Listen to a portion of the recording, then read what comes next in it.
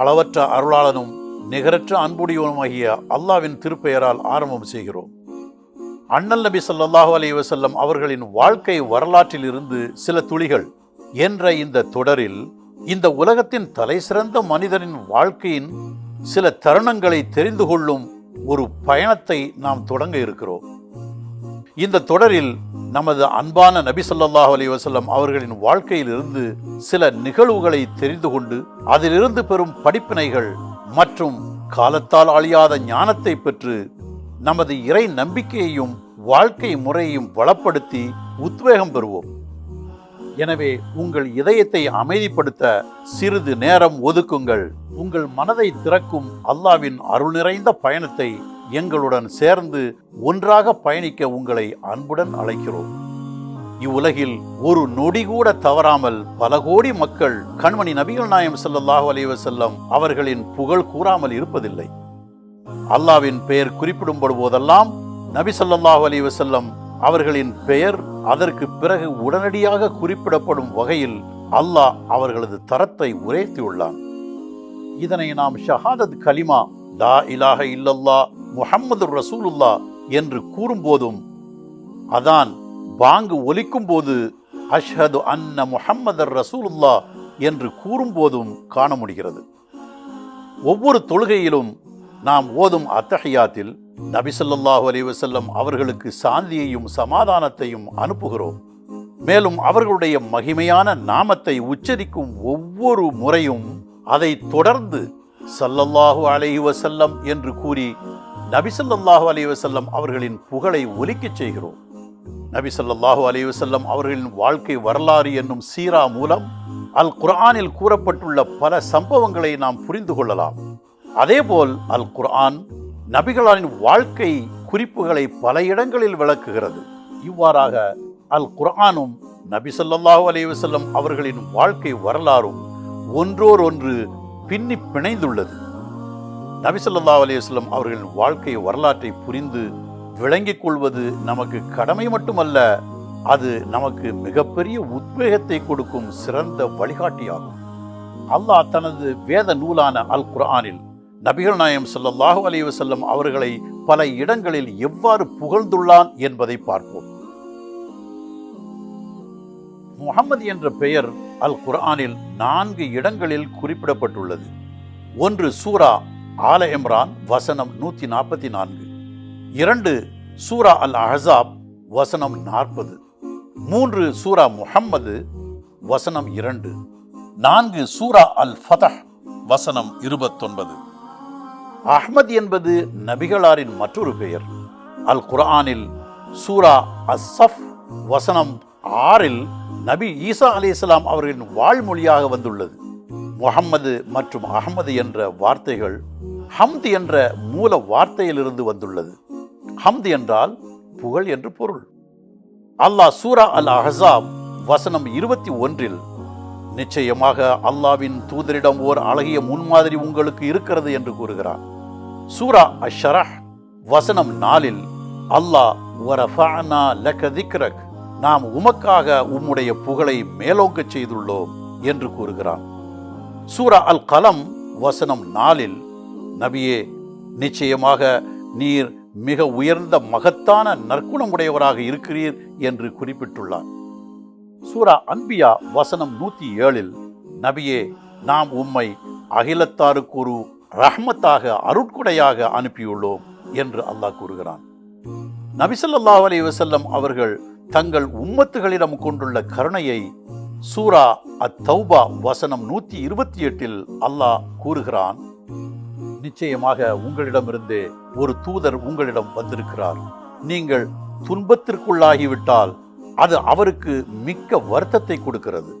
உங்கள் நன்மைகளையே அவர் பெரிதும் விரும்புகிறார். இன்னும் மூமின்கள் மீது மிக்க கருணையும் கிருபையும் உடையவராக இருக்கின்றார். நபி ஸல்லல்லாஹு அலைஹி வஸல்லம் அவர்களின் மகத்துவத்தை எடுத்துரைக்க அல்லாஹ் சூரா ஆல இம்ரான் வசனம் 31 இவ்வாறு கூறுகிறான். நபியே நீர் கூறும், நீங்கள் அல்லாஹ்வை நேசிப்பீர்களானால் என்னை பின்பற்றுங்கள். அல்லாஹ் உங்களை நேசிப்பான், உங்கள் பாவங்களை உங்களுக்காக மன்னிப்பான்.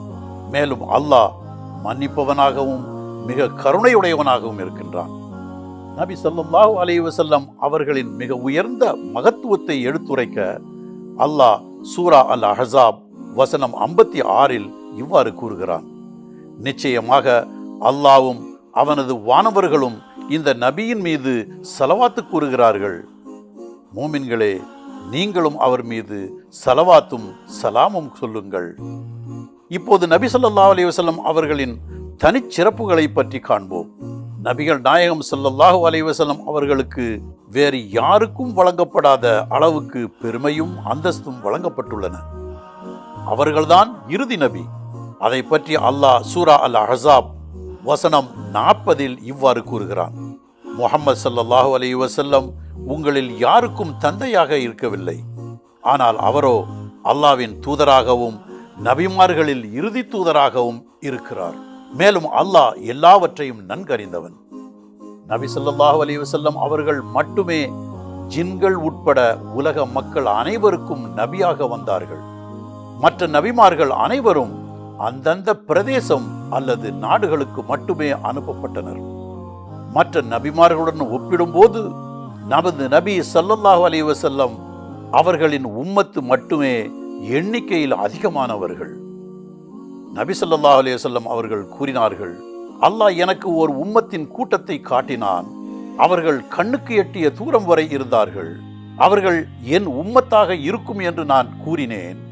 இல்லை, இவர்கள் நபி மூசா அவர்களுடைய உம்மத்துகள் என பதில் கிடைத்தது. இது புகாரியில் பதிவு செய்யப்பட்டுள்ளது. அதன் பின்பு அதைவிட அதிகமானோர் கொண்ட அடிவானத்தை விட பெரிதான அவர்கள் பார்வையை விஞ்சிய உம்மத்தின் கூட்டத்தை கண்டார்கள். அவர்கள் நபி ஸல்லல்லாஹு அலைஹி வஸல்லம் அவர்களின் உம்மத்துகள் என கூறப்பட்டது.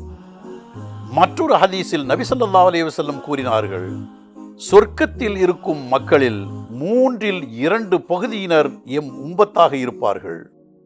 நபி ஸல்லல்லாஹு அலைஹி வஸல்லம் அவர்களுக்கு மிக உயர்ந்த அற்புதம் கொடுக்கப்பட்டது. அதுவே அல் குர்ஆன். மற்ற நபிமார்களுக்கு வழங்கப்பட்ட அற்புதங்கள் எல்லாம் வரலாற்றில் உள்ளது. ஆனால் நபி ஸல்லல்லாஹு அலைஹி வஸல்லம் அவர்களுக்கு வழங்கப்பட்ட அல் குர்ஆன் என்னும் அற்புதம் காலத்தால் அழியாதது. உலக இறுதி நாள் வரை எல்லா மக்களும் படித்து பயன்பெறும் வகையில் இருக்கும். அல் இஸ்ரா மற்றும் அல் மிஅராஜ் என்ற பிரபஞ்ச பயணம் நபி ஸல்லல்லாஹு அலைஹி வஸல்லம் அவர்களுக்கு வழங்கப்பட்ட மற்றொரு அற்புதம். இவர்கள் மட்டுமே அல்லாஹ்வால் வானத்திற்கு அழைக்கப்பட்ட ஒரே மனிதர். புகாரி மற்றும் முஸ்லிம் நூல்களில் பதிவு செய்யப்பட்டுள்ளது. நபி ஸல்லல்லாஹு அலைஹி வஸல்லம் அவர்கள் கூறினார்கள்: நான் ஆதமுடைய மக்களுக்கு தலைவன். இதன் விளக்கம், நபி அவர்கள் உலக மக்கள் அனைவருக்கும் தலைவர் மற்றும் அவர்களே மறுமை நாளில் எல்லா மக்களுக்கும் தலைவராக இருப்பார்கள். புகாரியில் பதிவு செய்யப்பட்டுள்ளது. நபி ஸல்லல்லாஹு அலைஹி வஸல்லம் அவர்கள் மறுமை நாளில் முதலில் எழுப்பப்படுவார்கள். நபி ஸல்லல்லாஹு அலைஹி வஸல்லம் அவர்கள் மறுமையில் சிராத்துல் முஸ்தகீம் பாலத்தை கடக்கும் முதல் நபராவார்கள். மறுமை நாளில் ஒவ்வொரு மனிதரும் இப்பாலத்தை கடந்தால்தான் சொர்க்கம் செல்ல முடியும்.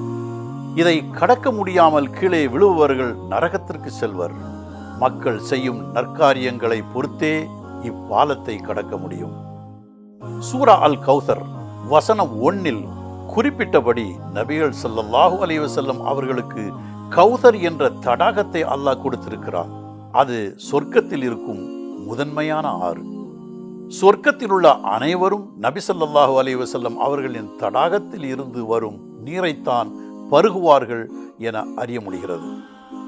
ஆதம் அலைஹிஸ்ஸலாம் சொர்க்கத்தை விட்டு வெளியேற்றப்பட்ட பின்பு மறுமையில் முதலாக சொர்க்கத்தில் நுழைபவர் நபிகள் ஸல்லல்லாஹு அலைஹி வஸல்லம் அவர்கள்தான். அவர்களுடைய உம்மத்தாகிய நாம் தாம் முதலில் நுழையும் மக்கள். நபி ஸல்லல்லாஹு அலைஹி வஸல்லம் அவர்களுக்கு ஜன்னத்துல் ஃபிர்தௌஸ் என்ற உயர்ந்த சொர்க்கத்தை அல்லாஹ் வழங்கியுள்ளான். அது அல்லாஹ்வின் அர்ஷின் கீழ் உள்ளது. இத்தகைய சிறப்புகளை அல்லாஹ் நமது நாயகம் கண்மணி ஸல்லல்லாஹு அலைஹி வஸல்லம் அவர்கள் ஒருவருக்கே வழங்கியுள்ளான். மனிதகுலம் போற்றும் மாமனிதர் நபி ஸல்லல்லாஹு அலைஹி வஸல்லம் அவர்களை பற்றி புகாரி ஹதீஸ் நூலில் பதிவு செய்யப்பட்டுள்ள ஒரு நிகழ்வை பற்றி இப்போது கூறுகிறேன், கேளுங்கள். மறுமை நாளில் மக்கள் ஒன்று கூடி தங்கள் நிலை என்ன ஆகப் போகிறதோ என்று எண்ணி மிக பதற்றமடைவார்கள். தங்களுக்காக அல்லாவிடம் பரிந்துரை செய்ய யாராவது இருக்கிறார்களா என்று தேடுவார்கள். அவர்கள் ஒன்று கூடி இதை யாரிடமாவது எடுத்துச் செல்லலாம் என்று கூறிக்கொள்வார்கள். பிறகு அவர்கள் ஆதம் அலைஹிஸ்ஸலாம் அவர்களிடம் வந்து, அல்லாஹ் தன் கையால் உங்களை படைத்தான், அவன் உங்களுக்கு ரூஹை ஊதினான், தன்னுடைய வானவர்களை உங்களுக்கு சிரம்பணியச் செய்தான், எனவே உங்களுடைய இறைவனிடத்தில் எங்களுக்காக பரிந்துரை செய்யுங்கள் என்று சொல்வார்கள். அதற்கு ஆதம் அலைஹிஸ்ஸலாம் அவர்கள், தடுக்கப்பட்ட மரத்திலிருந்து நான் புசித்து விட்டேன், எனவே நான் என்னுடைய நிலையையே எண்ணி பார்த்து கொண்டிருக்கின்றேன், ஆகவே வேறு யாரையாவது அணுகுங்கள், நூஹ் நபியிடம் செல்லுங்கள் என்று கூறிவிடுவார்கள். பின்பு அம்மக்கள் நபி நூஹ் அவர்களிடம் செல்வார்கள்.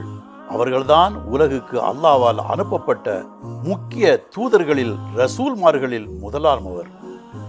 நூஹ் அலைஹிஸ்ஸலாம் அவர்கள் கூறுவார்கள், வெள்ளத்தில் இருந்து காப்பாற்றுமாறு யாருக்கும் பரிந்துரை செய்யக்கூடாது என்று அல்லாஹ் தடை செய்திருந்த போதிலும் தன் மகனை வெள்ளத்திலிருந்து காப்பாற்றுமாறு அல்லாஹ்விடம் கேட்டுவிட்டேன், எனவே நான் என்னுடைய நிலையை எண்ணி பார்த்து கொண்டிருக்கிறேன், ஆகவே வேறு யாரையாவது அணுகுங்கள், இப்ராஹிம் நபியிடம் செல்லுங்கள் என்று கூறுவார்கள்.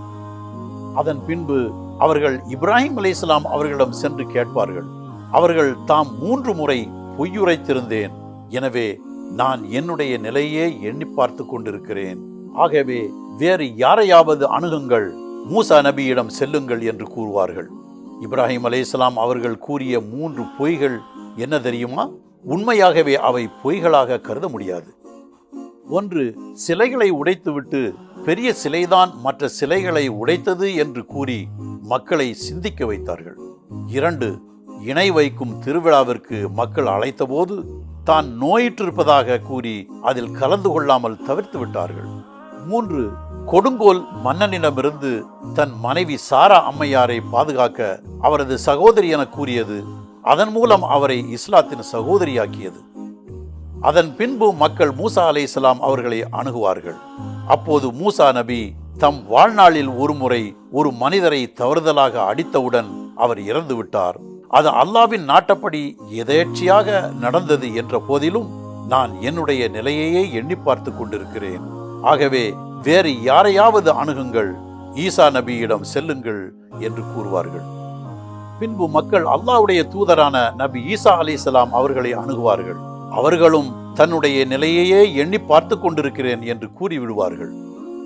இறுதியாக அனைத்து மக்களும் முன்பின் பாவங்கள் மன்னிக்கப்பட்ட அடியாரான முஹம்மது ஸல்லல்லாஹு அலைஹி வஸல்லம் அவர்களிடம் வந்து முறையிடுவார்கள். அதற்கு நபி ஸல்லல்லாஹு அலைஹி வஸல்லம் அவர்கள், நான் அல்லாஹ்விடம் மண்டியிட்டு கேட்கிறேன், அது என் பொறுப்பு என்று கூறுவார்கள். முஸ்லிம்கள் மற்றும் முஸ்லிம் அல்லாதவர்கள் அனைவரும் நபி ஸல்லல்லாஹு அலைஹி வஸல்லம் அவர்களை புகழ்வார்கள். இவ்வாறாக நபி அவர்கள் மகாம் மஹ்மூத் என்ற புகழின் இருப்பிடமாக உயர்வார்கள். நபி ஸல்லல்லாஹு அலைஹி வஸல்லம் அவர்கள் இறைவனிடம் வந்து சஜிதாவில் விழுந்து விடுவார்கள். அல்லாஹ் தான் விரும்பிய வரையில் அப்படியே அவர்களை விட்டு விடுவான். பிறகு இறைவனின் தரப்பிலிருந்து, உங்கள் தலையை உயர்த்துங்கள், கேளுங்கள் உங்களுக்கு தரப்படும், சொல்லுங்கள் செவியேற்கப்படும், பரிந்துரை செய்யுங்கள் உங்கள் பரிந்துரை ஏற்கப்படும் என்று சொல்லப்படும். அப்போது அவர்கள் தனது தலையை உயர்த்தி இறைவனை புகழ்ந்து பிறகு என்னுடைய உம்மத் என்று கூறி பரிந்துரை செய்வார்கள். அவர்களின் உம்மத்தினர் மற்றும் நன்மக்கள் அனைவரும் சொர்க்கத்திற்குள் சென்று விடுவார்கள், குர்ஆனில் குறிப்பிடப்பட்ட இறை மறுப்பாளர்களை தவிர. இவ்வாறு இந்த ஹதீஸ் நிறைவடைகிறது.